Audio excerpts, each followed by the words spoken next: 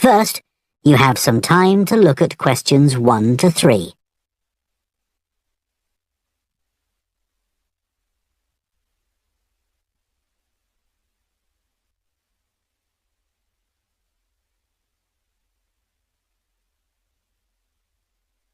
Now listen carefully and answer questions 1 to 3.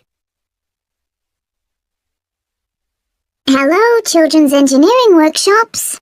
Oh, hello. I wanted some information about the workshops in the school holidays. Sure. I have 2 daughters who are interested. The younger one's Lydia. She's 4. Do you take children as young as that? Yes. Our Tiny Engineers Workshop is for 4 to 5-year-olds. What sorts of activities do they do? All sorts. For example, they work together to design a special cover that goes round an egg, so that when it's inside, they can drop it from a height and it doesn't break. Well, sometimes it does break, but that's part of the fun. Right. And Lydia loves building things. Is there any opportunity for her to do that? Well, they have a competition to see who can make the highest tower. You'd be amazed how high they can go. Right. But they're learning all the time as well as having fun. For example, one thing they do is to design and build a car that's attached to a balloon, and the force of the air in that actually powers the car and makes it move along. They go really fast too. Okay, well, all this sounds perfect. Before you hear the rest of the conversation, you have some time to look at questions 4 to 10.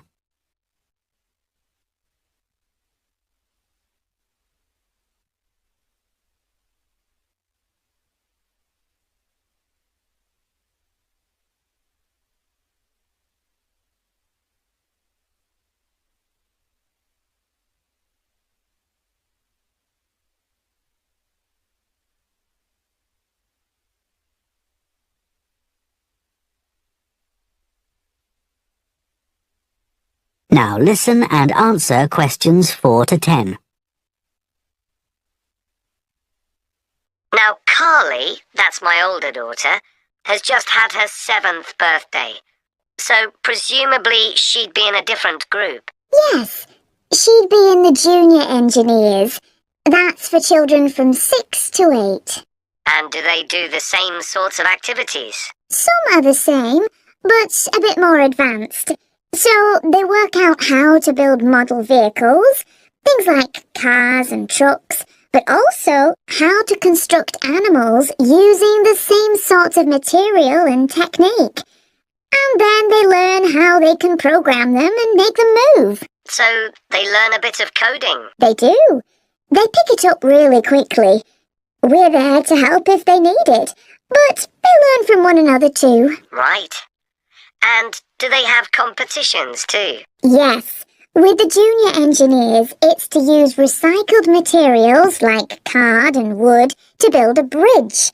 And the longest one gets a prize. That sounds fun. I wouldn't mind doing that myself. Then they have something a bit different, which is to think up an idea for a 5-minute movie and then film it, using special animation software. You'd be amazed what they come up with. And of course, that's something they can put on their phone and take home to show all their friends. Exactly. And then they also build a robot in the shape of a human, and they decorate it and program it so that it can move its arms and legs. Perfect. So, is it the same price as the Tiny Engineers? It's just a bit more. £50 for the 5 weeks. And are the classes on a Monday too? They used to be, but we found it didn't give our staff enough time to clear up after the first workshop, so we moved them to Wednesdays. The classes are held in the morning from 10 to 11. Okay, that's better for me actually. And what about the location? Where exactly are the workshops held? They're in building 10A. There's a big sign on the door. You can't miss it. And that's in Fradston Industrial Estate. Sorry? Fradston. That's Fradston. And that's in Grassford, isn't it? Yes, up past the station. And will I have any parking problems there? No, there's always plenty available. So, would you like to enroll Lydia and Carly now? Okay. So, can I have your full name and... That is the end of part 1. You now have half a minute to check your answers to part 1.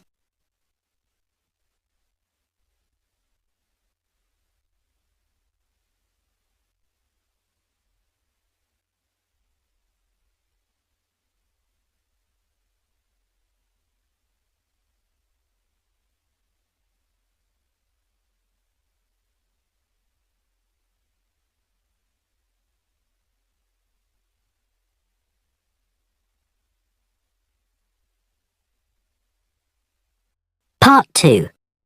You will hear the managing director of a company called STEVENSON's welcoming a group of work experience students.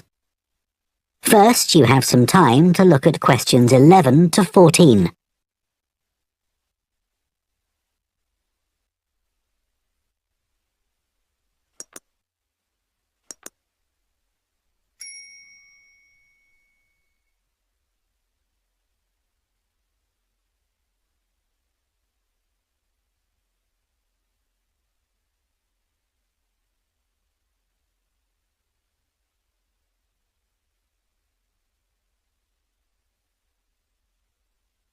Now listen carefully and answer questions 11 to 14.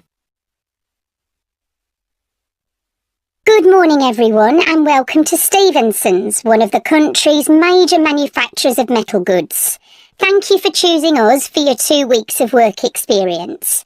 My name is Julia Simmons, and since the beginning of this year, I've been the managing director. Stevenson's is quite an old company. Like me, the founder, Ronald Stevenson, went into the steel industry when he left school. That was in 1923. He set up this company when he finished his apprenticeship in 1926, although he actually started making plans 2 years earlier, in 1924. He was a very determined young man. Stevenson's long-term plan was to manufacture components for the machine tools industry, although in fact that never came about, and for the automotive industry, that is cars and lorries. However, there was a delay of 5 years before that happened, because shortly before the company went into production, Stevenson was given the opportunity to make goods for hospitals and other players in the healthcare industry. So that's what we did for the first 5 years. Over the years, we've expanded the premises considerably. We were lucky that the site is big enough, so moving to a new location has never been necessary. However, the layout is far from ideal for modern machinery and production methods, so we intend to carry out major refurbishment of this site over the next 5 years. I'd better give you some idea of what you'll be doing during your 2 weeks with us, so you know what to expect. Most mornings you'll have a presentation from one of the managers to learn about their department, starting this morning with research and development. And you'll all spend some time in each department, observing what's going on and talking to people, as long as you don't stop them from doing their work altogether.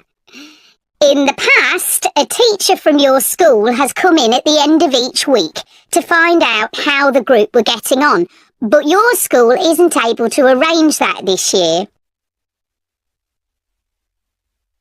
Before you hear the rest of the talk, you have some time to look at questions 15 to 20.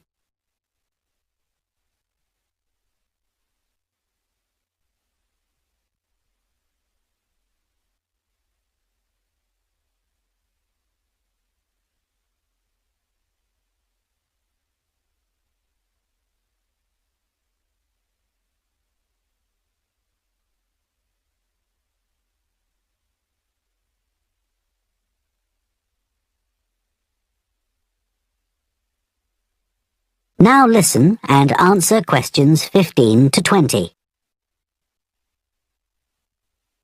OK, now I'll briefly help you to orientate yourselves around the site.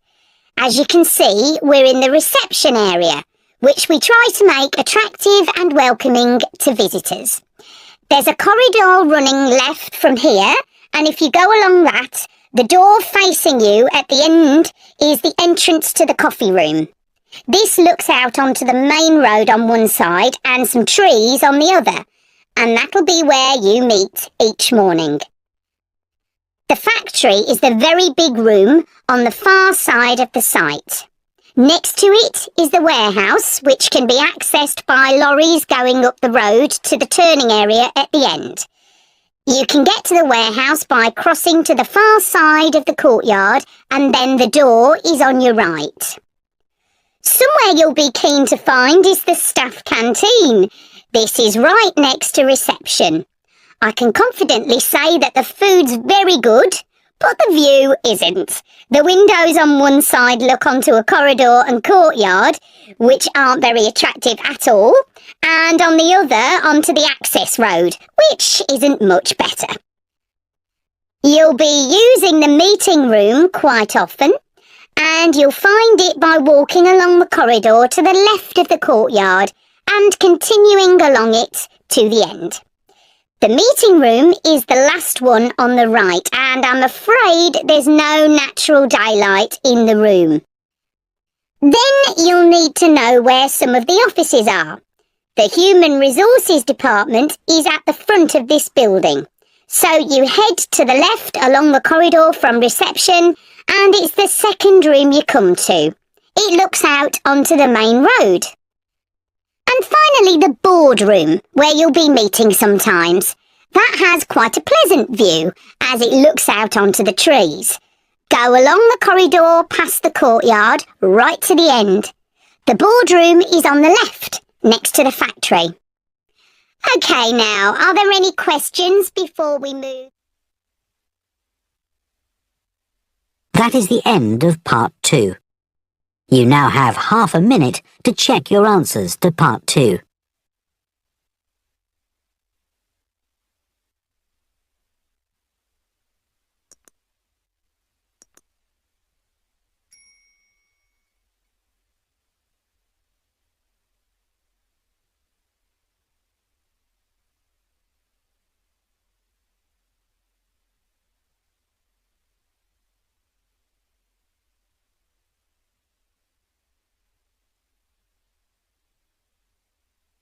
Part 3. You will hear 2 students called Jess and Tom discussing their art projects. First, you have some time to look at questions 21 to 24.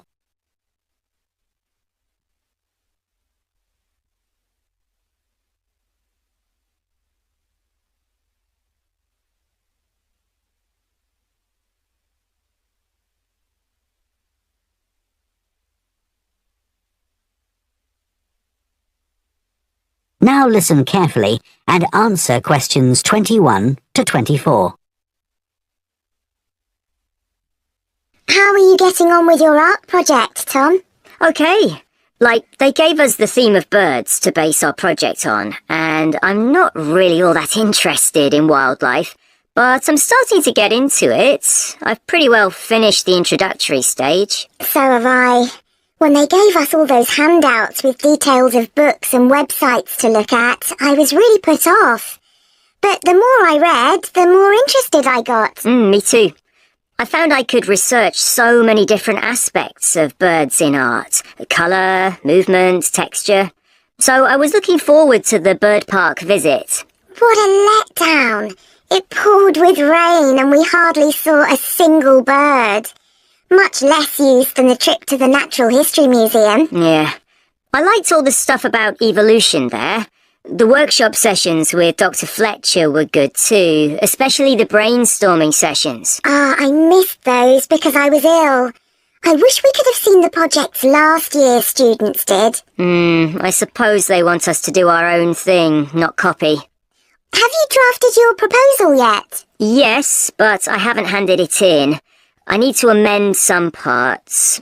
I've realised the notes from my research are almost all just descriptions. I haven't actually evaluated anything, so I'll have to fix that. Oh, I didn't know we had to do that. I'll have to look at that too. Did you do a timeline for the project? Yes, and a mind map. Yeah, so did I. I quite enjoyed that. But it was hard having to explain the basis for my decisions in my action plan. What? You know, give a rationale. I didn't realise we had to do that. Okay, I can add it now. And I've done the video diary presentation and worked out what I want my outcome to be in the project.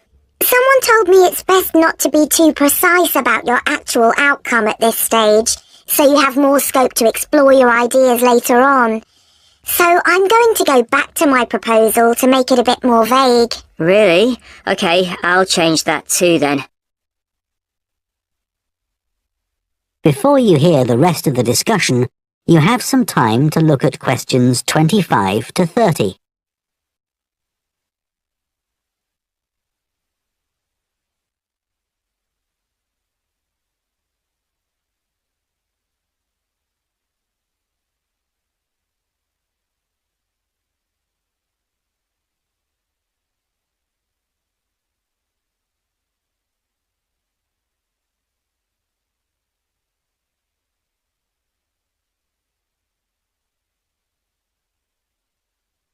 Now listen and answer questions 25 to 30. One part of the project I'm unsure about is where we choose some paintings of birds and say what they mean to us. Like, I chose a painting of a falcon by Landseer. I like it because the bird's standing there with his head turned to one side, but he seems to be staring straight at you. But I can't just say it's a bit scary, can I? You could talk about the possible danger suggested by the bird's look. Oh, okay. There's a picture of a fishhawk by Audubon I like. It's swooping over the water with a fish in its talons, and with great black wings which take up most of the picture. So you could discuss it in relation to predators and food chains? Well, actually, I think I'll concentrate on the impression of rapid motion it gives. Right. Do you know that picture of a kingfisher by Van Gogh? It's perching on a reed growing near a stream. Yes, it's got these beautiful blue and red and black shades. I've actually chosen it because I saw a real kingfisher once when I was little.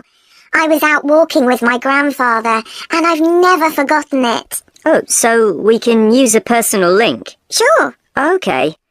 There's a portrait called William Wells. I can't remember the artist, but it's a middle-aged man who's just shot a bird. And his expression and the way he's holding the bird in his hand suggests he's not sure about what he's done. To me, it's about how ambiguous people are in the way they exploit the natural world. Interesting. There's Gauguin's picture, Vira Mati. He did it in Tahiti. It's a woman with a white bird behind her that is eating a lizard. And what I'm interested in is what idea this bird refers to. Apparently, it's a reference to the never-ending cycle of existence. Wow. I chose a portrait of a little boy, Giovanni de' Medici. He's holding a tiny bird in one fist. I like the way he's holding it carefully so he doesn't hurt it. Oh, right. That is the end of part 3. You now have half a minute to check your answers to part 3.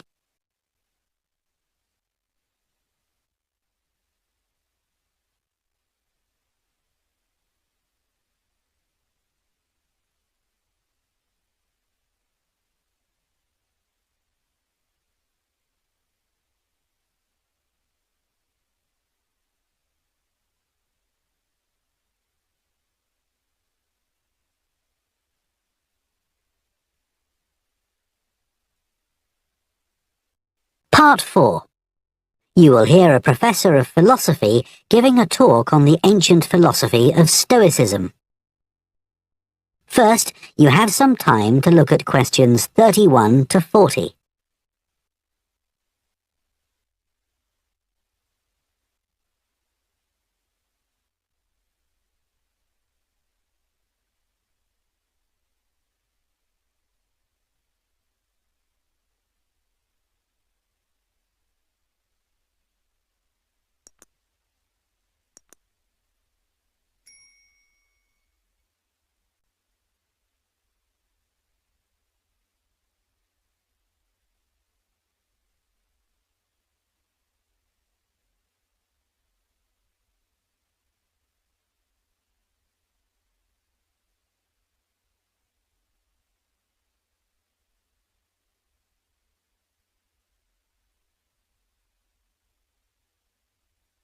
Now listen carefully and answer questions 31 to 40. Ancient philosophy is not just about talking or lecturing, or even reading long, dense books. In fact, it is something people have used throughout history to solve their problems and to achieve their greatest triumphs. Specifically, I am referring to Stoicism, which in my opinion is the most practical of all philosophies and therefore the most appealing.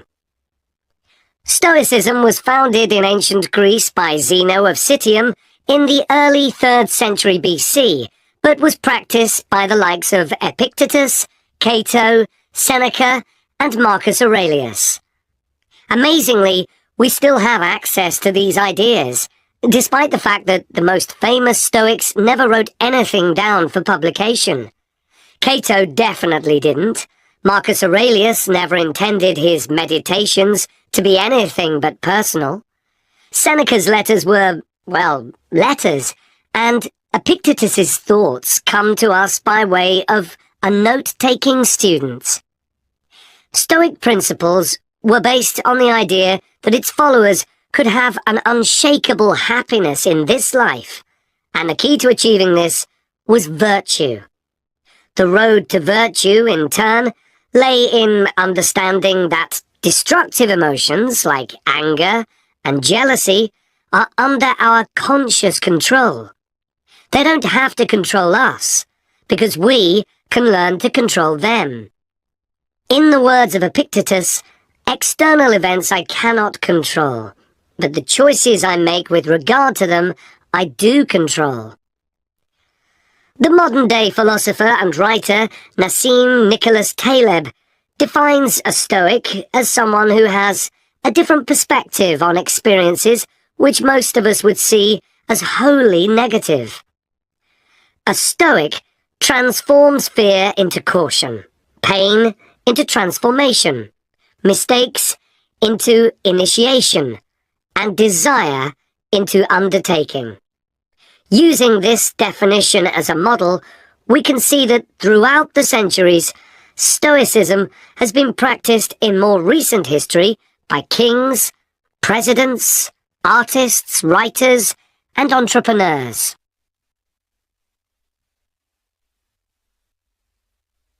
The founding fathers of the United States were inspired by the philosophy. George Washington was introduced to Stoicism by his neighbors at age 17, and later put on a play based on the life of Cato to inspire his men. Thomas Jefferson kept a copy of Seneca beside his bed. Writers and artists have also been inspired by the Stoics. Eugene Delacroix, the renowned French Romantic artist, known best for his painting Liberty Leading the People, was an ardent Stoic, referring to it as his consoling religion. The economist Adam Smith's theories on capitalism were significantly influenced by the Stoicism that he studied as a schoolboy, under a teacher who had translated Marcus Aurelius's works. Today's political leaders are no different, with many finding their inspiration from the ancient texts. Former US President Bill Clinton rereads Marcus Aurelius every single year, and many have compared former President Obama's calm leadership style to that of Cato. Wen Jiabao, the former Prime Minister of China, claims that Meditations is one of 2 books he travels with, and that he has read it more than 100 times over the course of his life. Stoicism had a profound influence on Albert Ellis, who invented cognitive behavior therapy, which is used to help people manage their problems by changing the way that they think and behave. It's most commonly used to treat depression. The idea is that we can take control of our lives by challenging the irrational beliefs that create our faulty thinking, symptoms, and behaviors by using logic instead. Stoicism has also become popular in the world of business. Stoic principles can build the resilience and state of mind required to overcome setbacks, because Stoics teach turning obstacles into opportunity, a lesson every business entrepreneur needs to learn.